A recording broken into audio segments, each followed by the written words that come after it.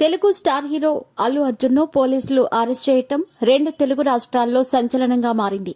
ఆయన నటించిన Pushpa 2 cinema premier shows రోజున ఎటువంటి సమాచారం లేకుండా సంధ్య థియేటర్ దగ్గరకు వెళ్లటంతో అక్కడ భారీ తొక్కిసలాట ఏర్పడింది. ఈ క్రమంలో ఓ మహిళ మరణించారు. ఓ బాబుకు తీవ్ర గాయాలయ్యాయి. ఈ విషయంలో అల్లు అర్జున్ తో పాటు సంధ్య థియేటర్ యాజమాన్యంపై కూడా కేసులు నమోదయ్యాయి. ఈ ఘటనలో అల్లు అర్జున్ పై ఎఫ్ఐఆర్ నమోదు కావడంతో చిక్కడపల్లి పోలీసులు ఆయన్ను హైదరాబాద్ నివాసంలో అదుపులోకి తీసుకున్నారు.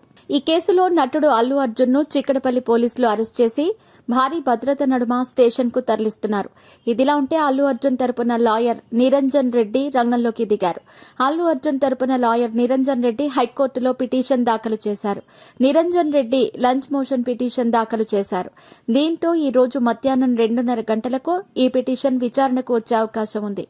నిరంజన్ రెడ్డి గతంలో వైసీపీ అధినేత మాజీ ఏపీ సీఎం జగన్ అక్రమాస్తుల కేసును ఇతనే వాదించారు. ఆయన వైసీపీ ఎంపీగా కూడా కొనసాగుతున్నారు.